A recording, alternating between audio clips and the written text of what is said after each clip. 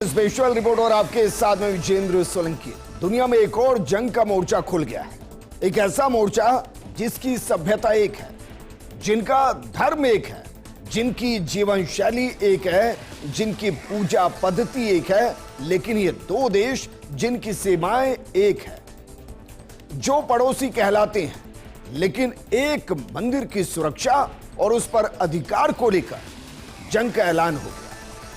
ये देश हैं कंबोडिया और थाईलैंड, जहां बॉर्डर पर जंग शुरू हो गई और संयुक्त राष्ट्र सुरक्षा परिषद तक मामला पहुंच गया। इस जंग की वजह से आसियान देश परेशान और किसी भी सूरत में समझौता कराना चाहते हैं। लेकिन इस जंग की वजह क्या है? दोनों देशों के बीच में दोस्ती और दुश्मनी का इतिहास क्या है? भविष्य में जंग आसियान के साथ साथ एशिया को भी कैसे अपनी जद में ले सकती है, या फिर उससे पहले इसको रोक दिया जाए? क्योंकि दुनिया ने देखा है, जंग चाहे ईरान इजराइल के बीच हो, फलस्तीन इजराइल के बीच हो, या फिर रूस और यूक्रेन के बीच चल रही जंग हो, दुनिया पर हर जंग का प्रभाव पड़ा। ऐसे में कंबोडिया थाईलैंड के बीच खुला जंग का नया मोर्चा दुनिया को किस ओर लेकर जाएगा, आज हम आपको बताएंगे।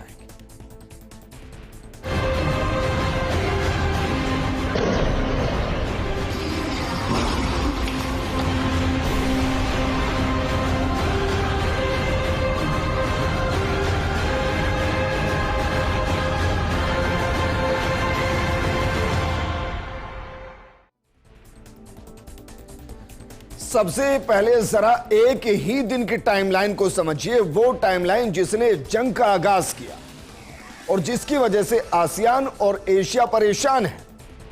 जरा समझिए, क्योंकि भारत में भी एक बड़ा व्यापार है जो थाईलैंड के साथ होता है। हालांकि कंबोडिया के साथ व्यापार कम होता है, लेकिन कैसे एक दिन में इन दोनों देशों के बीच की सूरत बदल गई। सरहद पर विवाद शुरू हो गया। जरा देखिए, क्योंकि इस पर पूरी दुनिया की नजर टिकी हुई है। थाईलैंड वर्सेस कंबोडिया, यह जंग का एक नया मोर्चा तैयार हो चुका है। इसमें सुबह 6:30 बजे मंदिर पर हमला हुआ, शिव मंदिर पर। विवाद दोनों तरफ से अलग अलग तरीके से बताया जा रहा है, लेकिन अभी फिलहाल इतना समझिए कि एक शिव मंदिर है जिस पर थाईलैंड और कंबोडिया दोनों अपना कंट्रोल चाहते हैं। उसके आसपास की 3.5 किलोमीटर की विवादित भूमि है, जिसको लेकर तनाव की स्थिति। और इसी पूरे घटनाक्रम में सुबह 6:30 बजे मंदिर पर हमला हुआ। उसके बाद सुबह 7 बजे ड्रोन अटैक किया गया।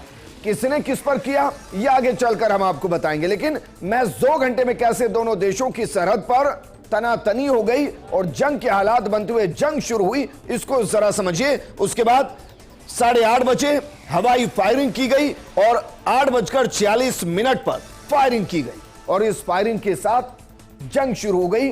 जंग इस हद तक कि दोनों ही देशों ने अपने फाइटर जेट्स को बॉर्डर पर तैनात कर दिया। लेकिन जो थाईलैंड और कंबोडिया के बीच ये जंग शुरू हुई, इसको अब विस्तार से समझिए और इनका दोस्ती और दुश्मनी का इतिहास भी समझिए। क्योंकि कंबोडिया के सैनिकों की गोलीबारी में 12 जबकि थाई लोगों की भी मौत इसमें हुई है। इस दौरान 14 घायल हुए हैं। थाईलैंड ने जवाब में कंबोडिया के सैन्य ठिकानों पर हवाई हमले शुरू कर दिए। दोनों देशों ने एक दूसरे पर पहले हमला करने का आरोप लगाया है। कंबोडिया ने आरोप लगाया कि थाई सैनिकों ने सुबह गोलीबारी की, जबकि थाई सेना ने कहा कि कंबोडिया ने पहले ड्रोन से हमला किया। उसके बाद तोप और फिर लंबी दूरी के BM-21 रॉकेट से हमला किया गया। हमले के बाद थाईलैंड ने बॉर्डर पर F-16 लड़ाकू विमान तैनात कर दिए। इसी साल 28 मई को बॉर्डर पर दोनों देशों की सेनाओं के बीच भिड़ंत हुई थी, जिसमें एक कंबोडिया के सैनिक की मौत हो गई। इसके बाद से दोनों देशों के बीच विवाद जारी, और इसी विवाद की वजह से थाईलैंड की PM को भी पद से हटाया गया था। लेकिन जिस मंदिर को लेकर विवाद है वो एक शिव मंदिर है। लेकिन दोनों देश जो बौद्ध बाहुल्य हैं, उनका शिव मंदिर के साथ कनेक्शन क्या है, इसको जरा समझिए। क्योंकि थाईलैंड और कंबोडिया दोनों ही देश बौद्ध धर्म बाहुल्य देश है, जहां का रहन सहन और खान पान लगभग एक समान है। दोनों देश अपने मंदिरों को लेकर बेहद संवेदनशील रहे हैं। प्री विहार मंदिर पर कंबोडिया के अधिकार का थाईलैंड ने हमेशा विरोध किया, क्योंकि यह मंदिर 11वीं सदी में बना था, जो भगवान शिव को समर्पित है। इस सांस्कृतिक धरोहर को यूनेस्को की हेरिटेज साइट में भी शामिल किया गया। मंदिर को लेकर थाईलैंड ने भारी विरोध जताया, क्योंकि साल 1959 में कंबोडिया इस मामले को लेकर इंटरनेशनल कोर्ट पहुंचा था। मामला लगभग 3 सालों तक चला था और 1962 में फैसला कंबोडिया के पक्ष में आया। थाईलैंड ने मजबूरी में और दबाव में कोर्ट का फैसला मान लिया, लेकिन मंदिर के आसपास के इलाके को लेकर वो अड़ गया। कमाल की बात यह कि कोर्ट ने आसपास की विवादित 4.6 वर्ग किलोमीटर जमीन पर कोई फैसला सुनाया ही नहीं। थाईलैंड का कहना है कि यह इलाका उसका है और यही विवाद है, जबकि कंबोडिया ये कहता है कि यह शिव मंदिर उसका है और इसको लेकर विवाद हमेशा चलता रहा। यह जब हेरिटेज साइट घोषित की गई, उसको लेकर भी विरोध हुआ था, क्योंकि 2008 में कंबोडिया ने मंदिर को वर्ल्ड हेरिटेज साइट में शामिल कराने की कोशिश की। मंदिर को मान्यता मिलने के बाद दोनों देशों की सेनाओं में एक बार फिर से झड़पें शुरू हो गई। 2011 में तो हालात इतने बिगड़ गए कि हजारों लोग घर छोड़ने पर मजबूर हो गए। 2011 में अंतर्राष्ट्रीय कोर्ट ने दोनों देशों को विवादित क्षेत्र से सैनिक हटाने का आदेश दिया और 2013 में फिर से पुष्टि की कि मंदिर और उसके आसपास का क्षेत्र कंबोडिया का है। लेकिन सीमा का मुद्दा अब तक पूरी तरह से हल नहीं हो पाया और बावजूद इसके थाईलैंड और कंबोडिया अच्छे पड़ोसी देशों में दुनिया भर के अंदर माने जाते हैं। कुछ साल पहले तक दोनों देशों का मानना था कि उनकी दोस्ती कभी नहीं टूटेगी, लेकिन आज दुश्मनी में तलवारें खिंच रही। वो ये मानते थे कि वो एक लंबी सीमा साझा करते हैं और मिलकर आगे बढ़ना बेहद जरूरी है, लेकिन हाल के समय में हालात बदल गए और उनके बीच तनाव काफी बढ़ गया है। 28 मई को एमराल्ड ट्रायंगल पर दोनों देशों की सेनाओं के बीच भिड़ंत हुई। इसमें कंबोडियाई सैनिक की मौत हो गई थी। ये वो जगह है जहां थाईलैंड, कंबोडिया और लाओस की सीमाएं मिलती हैं। थाईलैंड और कंबोडिया दोनों ही इस इलाके पर अपना दावा करते हैं, तो जरा एक बार देख लीजिए एमराल्ड ट्रायंगल कहां पर है और क्यों इसको लेकर विवाद है।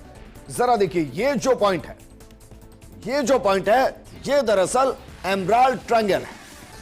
एमराल्ड ट्रायंगल यानी कि आप इन सीमाओं को जरा देखिए। ये जो सीमा है ये थाईलैंड की सीमा, ये कंबोडिया और इधर लाओस, इन दोनों के तीनों के बीच में जो ट्रायंगल है इसको लेकर विवाद है और दोनों ही देश कहते हैं कि यह दरअसल उनकी जमीन है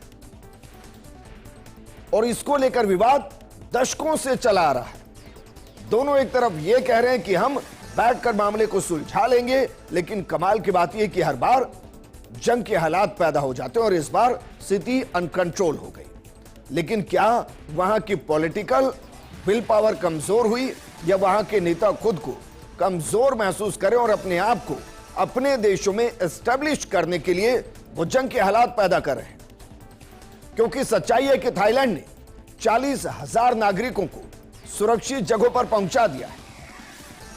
हमले के बाद से थाईलैंड ने सीमा से लगे 86 गांवों से लगभग 40,000 नागरिकों को सुरक्षित जगहों पर भेज दिया है। वहीं कंबोडिया में रहने वाले थाई लोगों को वापस देश लौटने की अपील की जा रही है। कंबोडिया की राजधानी नोम प्नेह स्थित रॉयल थाईलैंड दूतावास ने कहा कि सीमा पर स्थिति बिगड़ गई है और झड़पों के लंबे चलने की संभावना है और इसीलिए दूतावास ने अपने नागरिकों से कंबोडिया छोड़ने को कह दिया है। क्या वाकई में जंग की स्थिति बन रही है? इस जंग की स्थिति के बीच में दोनों देशों ने कठोर फैसले लिए और एक दूसरे पर कई प्रतिबंध लगा दिए। ये प्रतिबंध क्या है और क्या ये प्रतिबंध बता रहे हैं कि ये दोनों आर पार की जंग के मूड में हैं और इसका असर न सिर्फ आसियान पर पड़ेगा बल्कि एशिया पर भी पड़ेगा। जरा देखिए, दोनों देशों ने एक दूसरे के खिलाफ अभी तक क्या क्या एक्शन लिया है। थाईलैंड कह रहा है कि धमकी बर्दाश्त नहीं करेंगे। पहले कंबोडिया देखिए।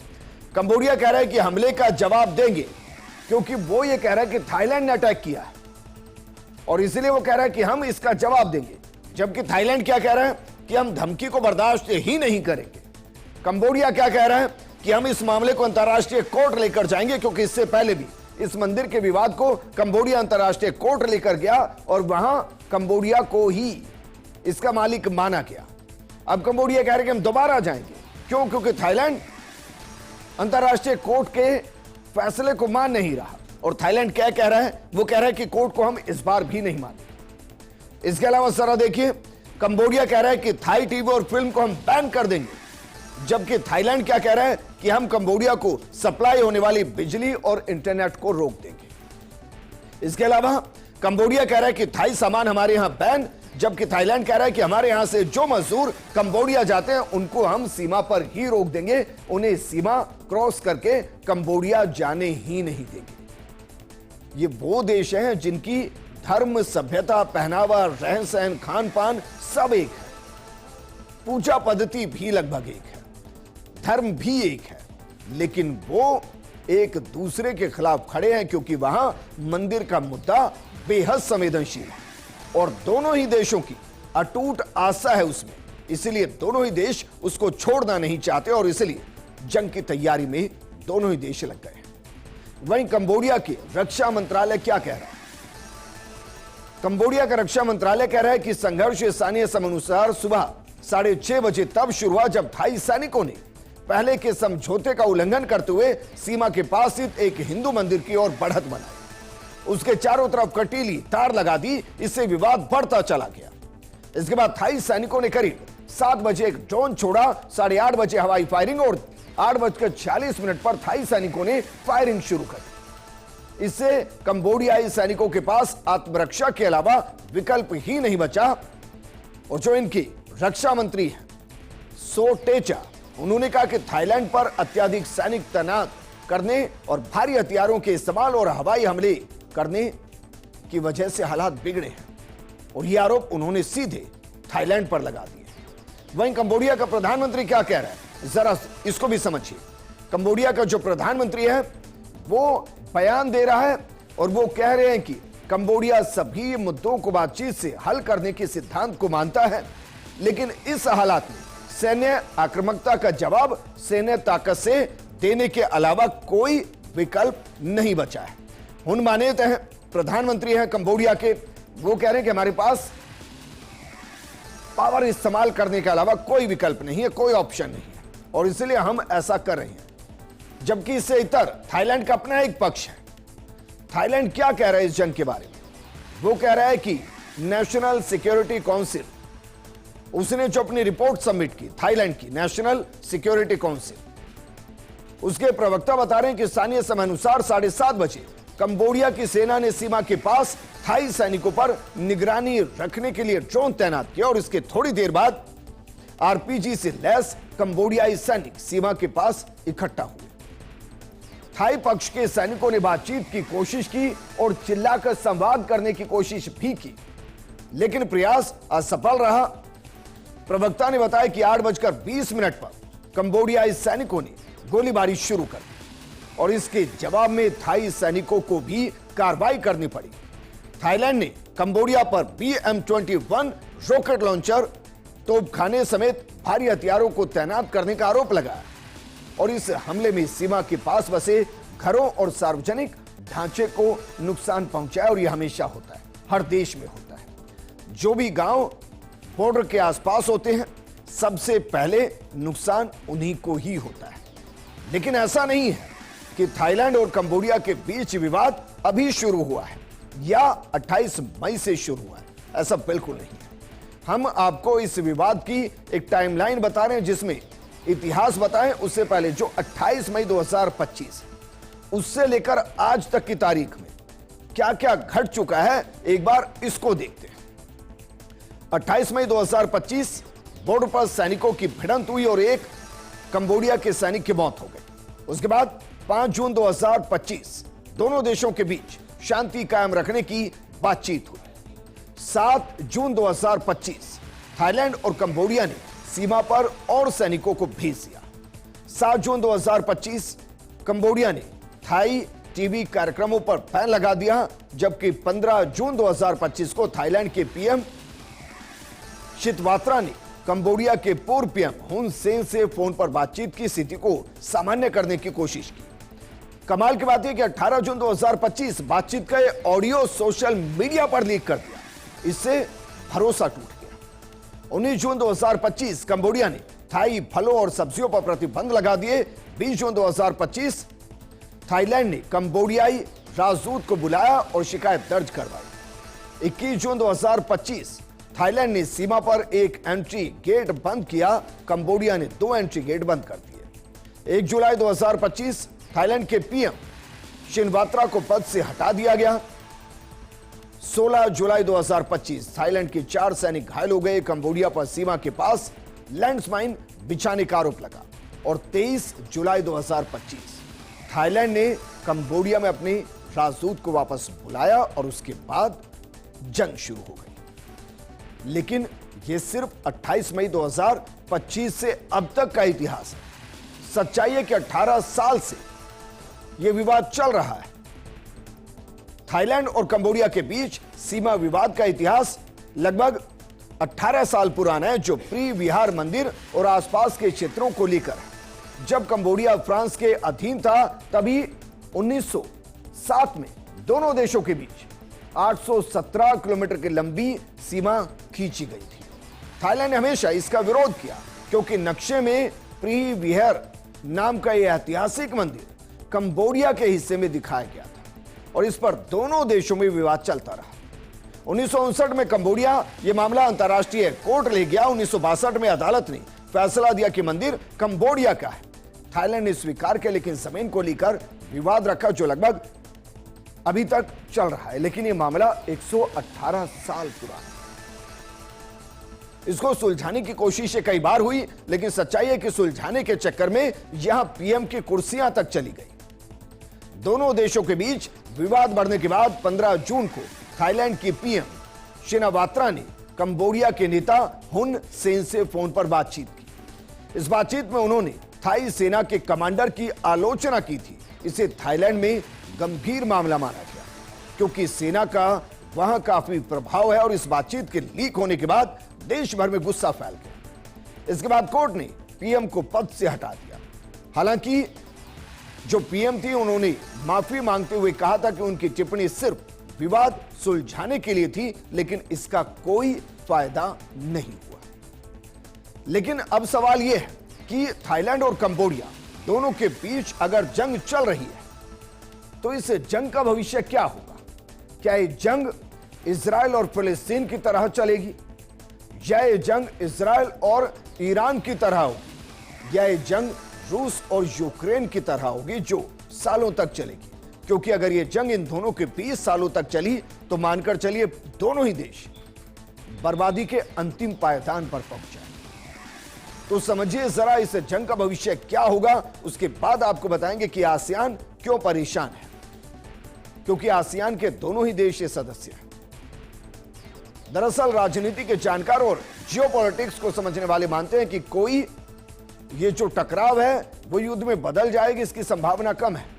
लेकिन इस वक्त दोनों देशों में ऐसा नेतृत्व नहीं दिखता जो इस तनाव को कम करने की ताकत और आत्मविश्वास रखता हो। कंबोडिया में अर्थव्यवस्था गंभीर संकट में है। वहां के प्रधानमंत्री पूर्व सत्ताधारी नेता के बेटे हैं। अभी तक उनकी खुद की कोई ठोस राजनीतिक पकड़ नहीं बनी है। उनके पिता हुन सेन अब भी प्रभावशाली हैं और ऐसा प्रतीत होता है कि वो इस संघर्ष को और आगे बढ़ाने को तैयार है, ताकि अपने राष्ट्रवादी रुख को और मजबूत दिखा सके। थाईलैंड की तरफ से देखें तो वहां एक अस्थिर गठबंधन की सरकार है, जिसके पीछे ताकतवर नेता ताकसिन शिनावात्रा है। उनका और हुन सेन के बीच परिवारों के बीच गहरा व्यक्तिगत रिश्ता है, लेकिन हुन सेन द्वारा एक निजी बातचीत को सार्वजनिक करने से रिश्ते बिगड़े, जिसका जिक्र हमने किया, और इस लीक की वजह से उनकी बेटी और प्रधानमंत्री कोर्नबोंग को संवैधानिक अदालत ने निलंबित कर दिया। ऐसे में थाई पक्ष में काफी नाराजगी है। अब देखना यह होगा कि क्या आसियान के अन्य सदस्य इस टकराव को रोक पाते हैं और इस टकराव में दखल देते हैं। दोनों देशों को तनाव कम करने के लिए मना पाते हैं या नहीं, क्योंकि आसियान का उद्देश्य ही अपने सदस्य देशों के बीच टकराव को टालना रहा है। इनकी प्राथमिकता होगी कि वो थाईलैंड और कंबोडिया के बीच इस विवाद को सुलझाए। तो जरा देखिए कि आसियान देश कौन कौन से हैं और आसियान का मकसद क्या है। आसियान देश के अंदर लाओस है, वियतनाम है, कंबोडिया है, म्यांमार है, थाईलैंड है, मलेशिया है, सिंगापुर है, इंडोनेशिया है, ब्रुनेई है और फिलीपींस है। ये देश आसियान देश है। ये वो आसियान देश जिसका गठन 8 अगस्त 1967 को इंडोनेशिया, मलेशिया, फिलीपींस, सिंगापुर और थाईलैंड के द्वारा किया गया। इसके बाद जो ब्रुनेई है, ब्रुनेई दरअसल 1984 में इसके अंदर जुड़ा, जबकि वियतनाम 1995 के अंदर जुड़ा। लाओस और म्यांमार ये दरअसल 1997 में और कंबोडिया 1999 में शामिल हुआ। आसियान का मुख्यालय जकार्ता इंडोनेशिया के अंदर है और आसियान का मुख्य उद्देश्य है अपने सदस्य देशों के बीच आर्थिक, सामाजिक, सांस्कृतिक और राजनीतिक सहयोग को बढ़ावा देना है। लेकिन क्या वाकई में जो हम गिना रहे हैं, आर्थिक, सामाजिक, सांस्कृतिक और राजनीतिक सहयोग, क्या इन सब के बीच में जंग को रोका जा सकता है? क्योंकि एक ऐसा ही संगठन अकॉर्ड डिक्लेरेशन, ये खाड़ी देशों के बीच भी है, लेकिन उसके बावजूद इजराइल यमन पर अटैक करता है, फिलिस्तीन पर अटैक होता है, लेबनान पर अटैक होता है, ईरान पर अटैक होता है और हमास की तरफ से इजराइल पर अटैक होता है। अकॉर्ड समझौते को कोई नहीं मानता, क्योंकि यहां जंग को रोकने का विकल्प नहीं है। ये आर्थिक, सामाजिक, सांस्कृतिक और राजनीतिक सहयोग को बढ़ावा देने का एक प्लेटफॉर्म है। तो क्या वाकई में जिन देशों का हम जिक्र कर रहे हैं जो आसियान के अंदर हैं, क्या वो इस जंग को रोकने के लिए कोई पहल करेंगे? क्या भारत एक भूमिका निभा सकता है? हम इसलिए कह रहे हैं क्योंकि कंबोडिया के साथ हमारा बहुत बड़ा व्यापार नहीं, लेकिन थाईलैंड के साथ हम लगभग $10 मिलियन का $10 बिलियन का कारोबार हम कर रहे हैं और इस कारोबार को बढ़ाने की दिशा में हम काम कर रहे हैं। और इसके अलावा बहुत से ऐसे सामान हैं जो थाईलैंड और कंबोडिया से दुनिया भर में जाते हैं, जिसका असर पड़ सकता है अगर ये तनाव आगे बढ़ता है और ये जंग में तब्दील होता है। इस प्रोग्राम में फिलहाल इतना ही। आप बने रहिए फर्स्ट न्यूज के साथ, क्योंकि खबरों का सिलसिला लगातार जारी है। नमस्कार।